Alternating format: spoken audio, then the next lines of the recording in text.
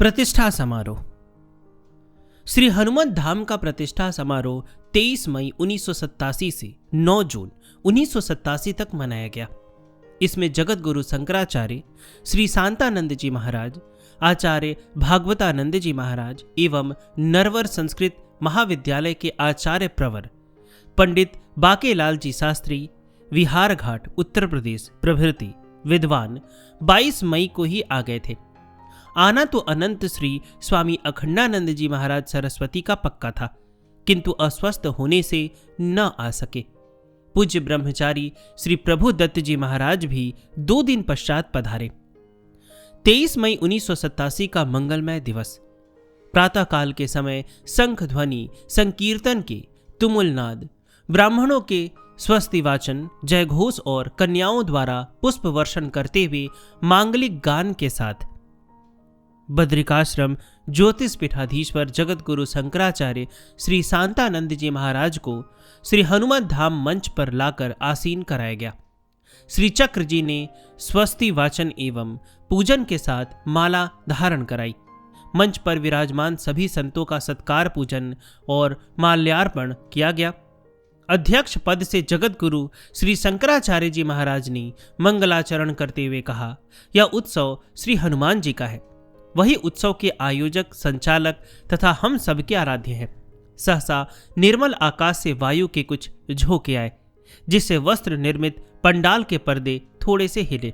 अकस्मात लोहे के 80 फुट ऊंचे चारों खंभे, जो श्री विग्रह की प्रतिष्ठा से पूर्व अभिषेक के उद्देश्य से श्री हनुमान जी के चारों ओर लगाए गए थे, जिस पर पालकी के समान लिफ्ट द्वारा चढ़कर श्री हनुमान जी का मूर्धाभिषेक किया जाना था, इन चारों खंभों को सशक्त गाटर से जोड़ा गया था। एक दिन पहले पूर्वाभ्यास के लिए 2 बालक ऊपर तक जाते थे, उतरते थे। श्री चक्र जी को बच्चों का यह खिलवाड़ पसंद नहीं आया और निश्चित कर लिया कि अभिषेक के पश्चात इन्हें हटा दिया जाएगा। हटाने के लिए 35,000 का ठेका भी दिया जा चुका था। गंभीर मेघ गर्जना के साथ भूमि से निकलकर खंभे एक साथ पीछे की ओर जा गिरे, जैसे किसी ने उन्हें एक साथ उखाड़ कर फेंक दिया हो। दाहिने खंभे पर बंधी ध्वजा भूमि पर न गिरकर वृक्ष की ऊंची शाखा में अटक कर ऐसे खड़ी थी जैसे किसी ने पूर्व नियोजित ढंग से बांध दी हो। हनुमत धाम के परिसर में हजारों की भीड़ थी। खंभों के धराशायी होने की ध्वनि से नैष्टिक ब्रह्मचारी श्री केशवानंद जी कई कार्यकर्ताओं को लेकर एक साथ दौड़ आए कि न जाने कितनी क्षति हो गई होगी, किंतु समीप पहुंचकर सभी चकित स्तब्ध रह गए। किसी भी निर्माण संपत्ति अथवा मनुष्य को तनिक भी क्षति नहीं पहुंची थी। श्री हनुमत विग्रह में खरोंच तक नहीं आई।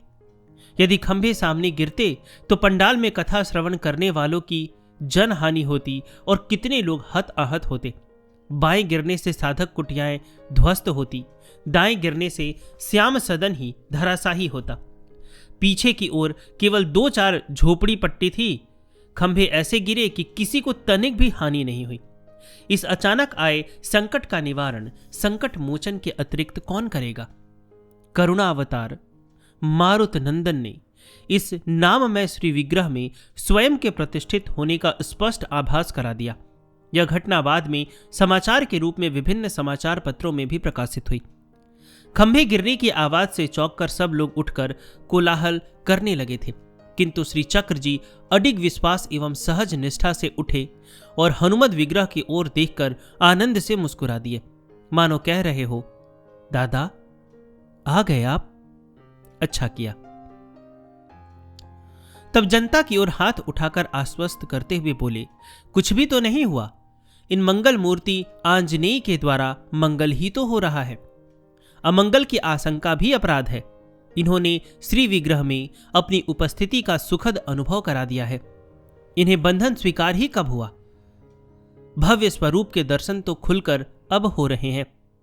श्री चक्र जी ने दृढ़ता से यह भी कहा, पवन पुत्र के उत्सव में पिता पवन तो आएंगे ही।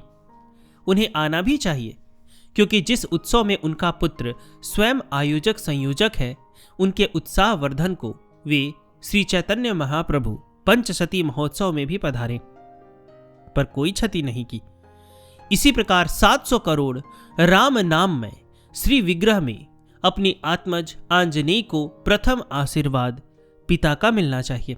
अतः उत्सव में ठीक प्रथम दिन शुभारंभ में पधारे और बिना कुछ व्यवधान डाले खंभों को गिराने में उनका सहयोग भी कर गए।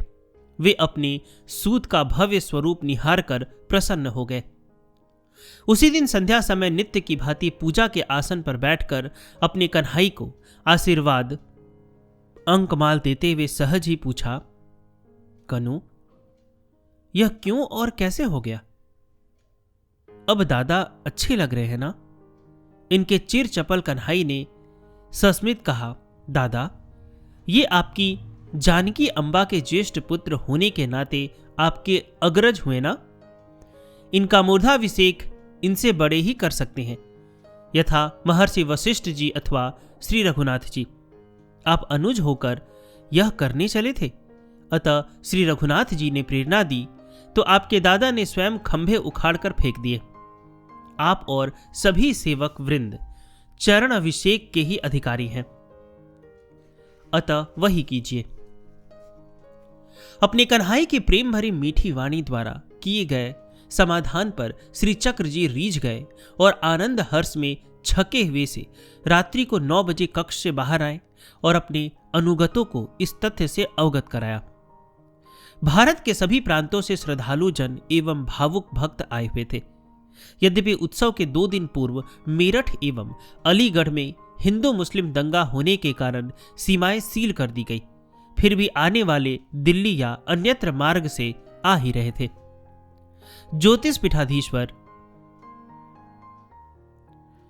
जगत गुरु वरिष्ठ शंकराचार्य जी महाराज के प्रवचन के पश्चात इनकी अध्यक्षता में तपोनिष्ठ संत आचार्य भागवतानंद जी महाराज के द्वारा 9 दिवसीय वाल्मीकि रामायण की कथा अपने निश्चित समय पर प्रारंभ हो गई।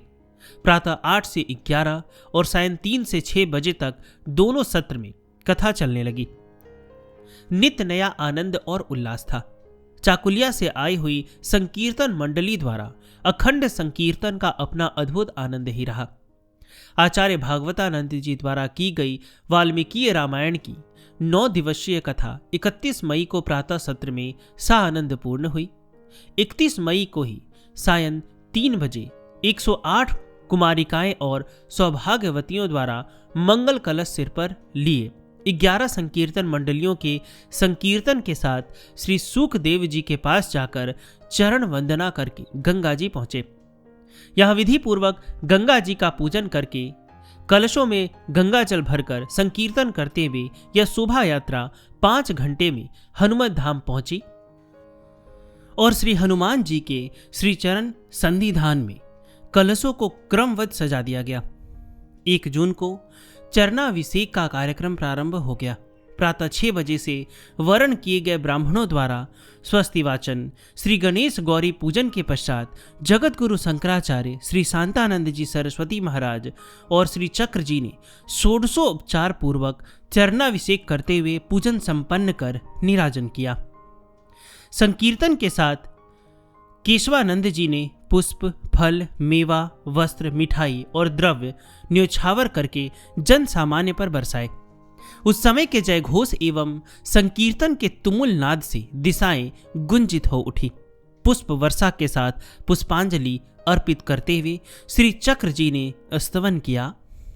जय जय श्री राम दूत पवन पूत आंजनेय, अतुल बल अमित तेज ज्ञान धाम अप्रमेय, श्री राम चरण पंकज चारु चंचरीक आंजनेय, राम श्याम स्वजनों के सहायक स्वजन नित्य, सर्वकाल संकट में अभय दे।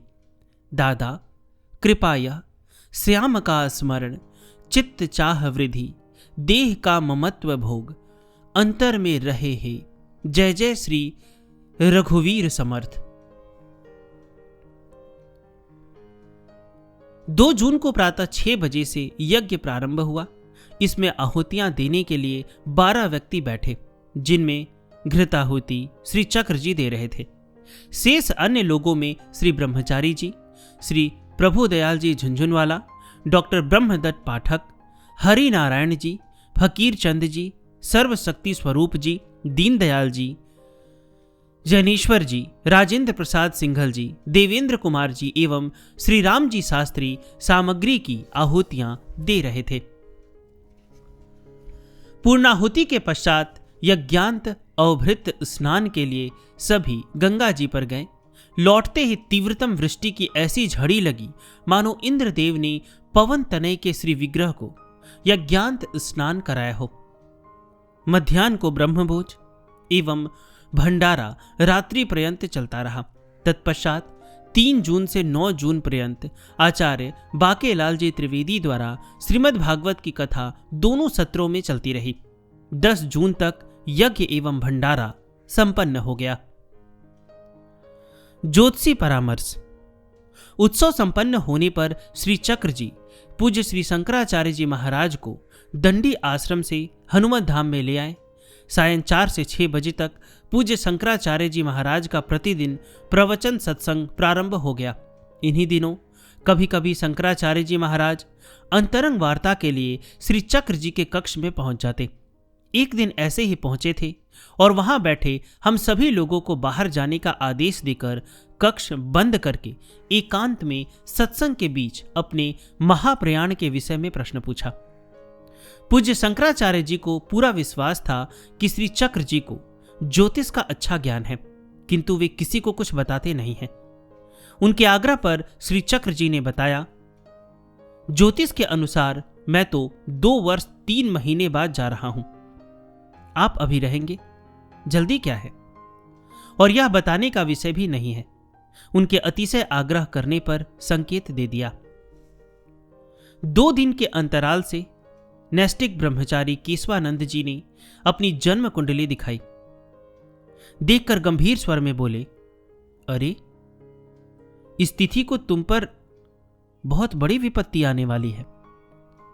जिन पर तुमने अटूट विश्वास किया है वही तुम पर आघात और प्रहार भी करेंगे, किंतु तुम प्रतिशोध मत लेना, धैर्य रखना।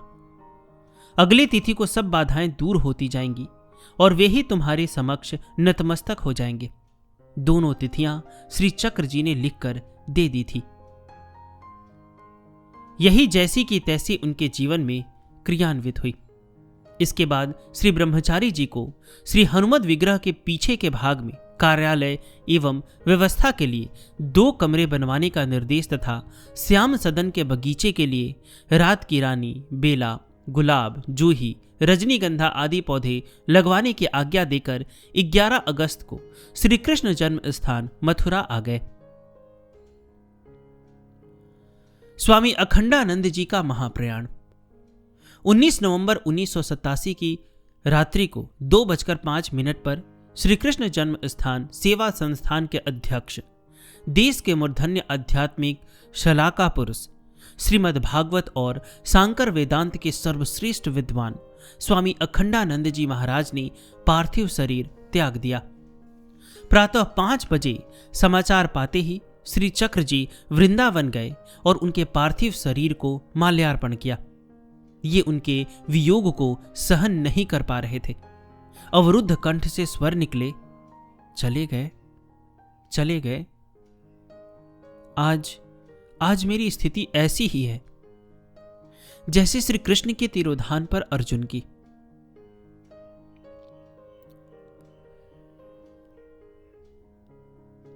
महंत श्री ओमकारानंद जी महाराज कुछ कहने को कि पुनः बोले, वे मेरे तो बाल मित्र थे, सगे अग्रज जैसे थे। उनका संरक्षण मुझे बचपन से प्राप्त था। अब इस समय मेरी स्थिति ऐसी नहीं है कि उनके विषय में कुछ कह सकूं। बाद में चर्चा चलने पर अनंत श्री स्वामी अखंडानंद जी महाराज के विषय में कहा करते, ऐसे जीवन मुक्त महापुरुष यदा कदा ही संसार में आते हैं और उनका लोक पावन शरीर जब तक व्यवहार जीवन में रहता है अपने संपर्क में आए अनंत प्राणियों का कल्याण करता है। उनकी स्मृति भी अनेक शताब्दियों तक लोक मानस को पवित्र करती रहेगी। उनके चरणों में सत सत नमन। श्री कृष्ण जन्म स्थान पर इन्हीं दिनों श्री चक्र जी से मिलने मुजफ्फरनगर से पंडित सीताराम जी चतुर्वेदी वेद पाठी 2 दिन को आए। इनके जाने के बाद महामहिम श्री विष्णुकांत जी शास्त्री राज्यपाल उत्तर प्रदेश आनंद वृंदावन से मिलने आए। उन्होंने कक्ष में प्रवेश करते ही देखा श्री चक्र जी ने अपने श्याम सुंदर को गुलाब के पुष्पों से सजा रखा है और संध्या के 4 बजे का समय जानकर पुष्पों को उतारकर उन्हें दुलारते हुए बड़े स्नेह से आशीर्वाद दे रहे हैं। शास्त्री जी उन्हें अवाक खड़े खड़े देखते रहे। जैसे ही वे पूजा के आसन से उठे तब तुलसी प्रसादी शास्त्री जी को देते हुए बैठने का संकेत दिया और शास्त्री जी ने प्रणाम कर कुर्सी पर बैठते ही पहला प्रश्न आश्चर्य से किया, आप श्री कृष्ण को आशीर्वाद देते हैं? हां, देता हूं। यह मेरा छोटा भाई है। इस संबंध की स्वीकृति इसकी ओर से भी है, तभी तो मुझे कोई झिझक या संकोच नहीं है। जीते रहो, जीवन मेरे अनुज 7 सहस्त्र वर्ष, भजनीय मेरा नंद नंदन वदनारविंद। इस वर्ष स्वास्थ्य अधिक गिर जाने से यात्राएं स्थगित कर दी। सेवा में संस्था की ओर से बच्चू सिंह रहता। ब्रह्मचारी केशवानंद जी के अतिशय अनुरोध पर सुख तीर्थ से आनंद जी के आ जाने पर रखना स्वीकार कर लिया। आनंद जी पृथक कक्ष में रहते, किंतु मंगला आरती के समय छाया की तरह साथ साथ रहते। अनुरूप जलपान भोजन बना लेते और शयन पर्यंत देखभाल करते। राधा कृष्ण चौधरी ने प्रकाशन विभाग का कार्य संभाल लिया। वे समय समय पर श्री चक्र जी से निर्देश प्राप्त करते रहते और इनके डगमगाते स्वास्थ्य को देखकर कई बार दिन में आया करते। दिल्ली के श्री जयदयाल जी डालमिया के आदेश पर श्री चक्र जी की शारीरिक दुर्बलता एवं स्वास्थ्य का समाचार फोन से बताते रहते। शारीरिक दुर्बलता दिन प्रतिदिन बढ़ती जा रही थी। एकांत में रहना अभिष्ट था। बिना बात किए अपना नित्य का कार्य पूजा मंगला करके अधिक आग्रह करने पर हल्का सा जलपान लेकर शांत लेटे रहते। अंतर्मुखता ऐसी बनी रहती कि प्रायः राधा कृष्ण चौधरी एवं बच्चू सिंह के आने जाने का भी आभास नहीं रहता। दीवाल की ओर करवट किए कभी शांत कभी अस्फुट स्वर में कहते, वे मिलेंगे प्राण के भी प्राण, वे मिलेंगे नित्य मिलकर भी सदा जो अनमिले अनजान, वे मिलेंगे मिलन आशा में की जिनकी भटकता है बौखलाया हुआ मन, वे मिलेंगे न्यस्त जिनमें हम स्वयं, वे प्राण धन। स्तब्ध वातावरण में राधा कृष्ण चौधरी ने दत्त चित्त हो सुना भी और लिखा भी। वे शांत भाव से बिना विक्षेप ढाले लौट गए। सहज गति से चिंतन धारा चलती रही। अनुकूल अवसर जानकर राधा कृष्ण चौधरी पुनः कक्ष में आए और प्रतीक्षा करते रहे। बाह्य ज्ञान होने पर उन्होंने प्रकाशन संबंधी चर्चा की और आवश्यक निर्देश लेकर चले गए। डॉक्टर ब्रह्मदत्त पाठक सदा इनके डगमगाते स्वास्थ्य के विषय में चिंतित रहते। उनके पत्र के उत्तर में श्री चक्र जी ने लिखा, इस समय मेरा शरीर गिरा गिरा रहता है, रात में बेचैनी बढ़ जाती है, मंद ज्वर रहने लगा है। जय मंगल रस 1 हफ्ते से ले रहा हूं, घुटनों का दर्द थोड़ा सा घटा है। कलकेरिया फांस ले रहा हूं, पर मन अपने ठिकाने लगा है। कन्हाई विशेष रूप से अपने सानिध्य का अनुभव कराए रखता है। चपल कन्हाई की झगरन अनुहार प्रीति धूम किए रहती है, क्या क्या न कर जाती है। 20 मार्च को श्री कृष्ण जन्म स्थान मथुरा में श्री चक्र जी को देखने डॉक्टर ब्रह्मदत्त पाठक भैया देखने आए। राधा कृष्ण चौधरी को उनका पूरा चेकअप दिल्ली में करवाकर उनकी रिपोर्ट भेजने का निर्देश किया, जिससे औषधियां बदली जा सके। सूक तीर्थ को प्रस्थान। श्री चक्र जी के आदेश पर नैष्टिक ब्रह्मचारी श्री केशवानंद जी सूक तीर्थ से आए और कार द्वारा उन्हें सूक तीर्थ ले गए। कार्यालय एवं पुस्तकालय के लिए जिन कक्षों को बनवाने का आदेश दिए गए थे वे बनकर तैयार हो गए थे। अतः 19 अप्रैल 1988 को अक्षय तृतीया का उत्तम मुहूर्त देखकर कार्यालय एवं पुस्तकालय का उद्घाटन किया और श्री केशवानंद जी पर अनुकंपा करते हुए स्नेह से उनका हाथ पकड़कर उन्हें कार्यालय की कुर्सी पर बैठाकर स्निग्ध स्वर में कहा, यहां बैठो। हनुमत धाम की व्यवस्था तो स्वयं आंजनेय ही करेंगे। यह सिद्धपीठ नाममय है, अतः नाम का आश्रय लेने वालों के मनोरथ मेरे श्री हनुमान दादा ही सदा पूरे करते आए हैं और करते रहेंगे। तुम तो इनके श्री चरण सन्निधान में बैठकर देखभाल और व्यवस्था करते हो। सब विघ्नों का निवारण ये स्वयं ही करेंगे। मेरा संकल्प पूरा हो गया। अब मुझे कुछ नहीं करना, न कुछ सोचना। मेरा नाम नहीं, सर्वत्र जय जयकार आंजनेय की होनी चाहिए। कहते हुए सिर उठाकर अपने हनुमान दादा का मुख निहारते हुए प्रसन्न वदन बोले, विमल रघुवीर विरद वायु पुत्र साकार, विघ्न हरण कलेश समन बुद्धि ज्ञान गुणागार, वंदन विवेक निधि पावन वैराग्य मूर्ति, वारीय विकार राम सुयस गान काम पूर्ति। इस विशाल श्री विग्रह से प्रभावित होकर मुजफ्फरनगर के ही बाल मुकुंद सुरेंद्र कुमार धर्मार्थ संस्थान के श्री सुखवीर तायल ने श्री चक्र जी से निवेदन किया, मैं सुक्रताल में एक विग्रह निर्माण कराना चाहता हूं। किस विग्रह का निर्माण किया जाए? श्री चक्र जी ने सिद्धि बुद्धि प्रदाता विघ्न विनायक श्री गणपति के विग्रह की राय दी और विग्रह का प्रारूप भी तैयार करके दे दिया। यहां यह श्री विग्रह बना। उसका नाम गणेश धाम रखा गया। यह विग्रह 4 फुट ऊंची पीठिका पर श्री चरणों से मुकुट तक 42 फुट ऊंचा है। इस श्री गणपति में नर्मदीश्वर शिवलिंग समाविष्ट है। नैष्टिक ब्रह्मचारी केशवानंद जी ने इस निर्माण कार्य में प्रत्यक्ष एवं परोक्ष रूप से बहुत सहयोग दिया। श्री केशवानंद जी की सक्रिय सेवा। 22 अप्रैल सन 1986 को श्री चक्र जी से श्री केशवानंद जी का प्रथम परिचय हुआ। इस प्रथम मिलन में ही वे श्री चक्र जी का ममत्व पाकर मुग्ध हो गए। दूसरे ही दिन हृदय में श्री चक्र जी से प्राप्त अपनत्व की अनुभूति संजोए हुए ठीक समय पर दंडी आश्रम सूक तीर्थ में उनके निर्देशित समय पर पहुंच गए। श्री चक्र जी का सिद्धांत था, समय ही भगवान है। अतः श्री ब्रह्मचारी जी की समय निष्ठा देखकर प्रसन्न हो गए। सूक तीर्थ में आते जाते रहने से पूज्य स्वामी श्री रामधारी जी महाराज से श्री चक्र जी का परिचय था। ये इनकी स्पष्टवादिता, सत्यनिष्ठा, त्याग एवं तपश्चर्या का सम्मान करते थे। नैष्टिक ब्रह्मचारी श्री केशवानंद जी को इन्हीं महापुरुष का कृपा पात्र शिष्य जानकर आश्वस्त हो गए।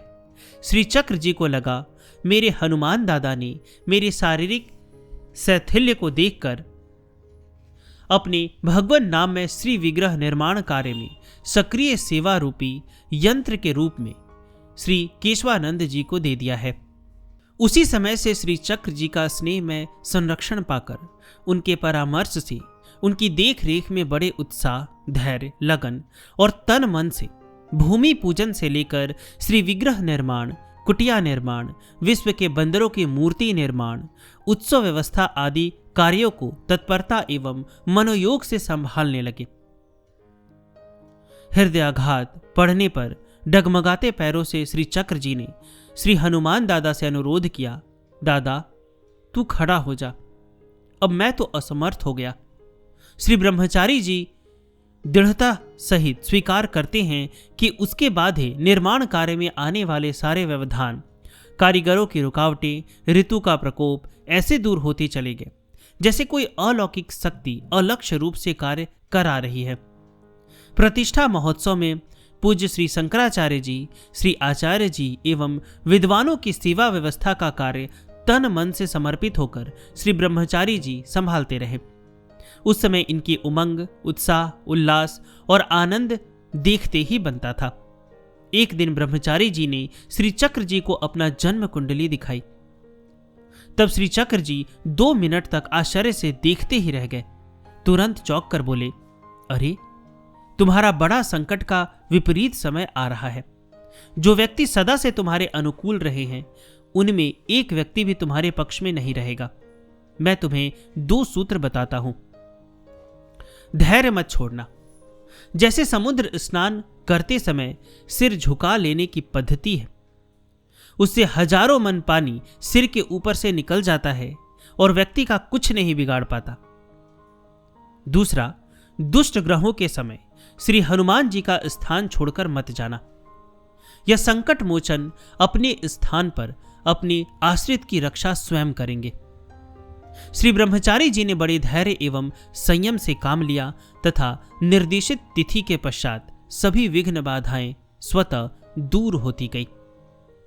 उत्सव की संपन्नता पर 19 अप्रैल सन 1988 की अक्षय तृतीया को श्री चक्र जी ने कृपा की वर्षा करते हुए नैष्ठिक ब्रह्मचारी श्री केशवानंद जी को स्वयं हाथ पकड़कर कार्यालय की कुर्सी पर बैठाया और कर्तव्य बोध की शिक्षा देते हुए सेवा रूपी उत्तराधिकार सौंप कर कहा, श्री हनुमान जी की भगवदीय शक्ति ही प्रसन्न रूप से सर्व कार्य करेगी और श्री हनुमंत कृपा शक्ति ही तुम्हारे जीवन नौका की पतवार संभालेगी। नाम का आश्रय लेने वालों के मनोरथ मेरे हनुमान दादा सदा पूर्ण करते रहेंगे। श्री ब्रह्मचारी जी असीम सुख की अनुभूति करते हुए कहते हैं, श्री चक्र जी की वह प्रेमा अमृत वाणी और संतुचित रहने की विलक्षण छवि मेरे मानस पटल पर आज भी ज्यों की त्यों अंकित है। तब से यह अनवरत हनुमत धाम में संत भगवंत की सेवा व्यवस्था, कथा उत्सव, हनुमत रसोई यानी अन्न क्षेत्र, गो सेवा संवर्धन की सक्रिय सेवा में संलग्न है।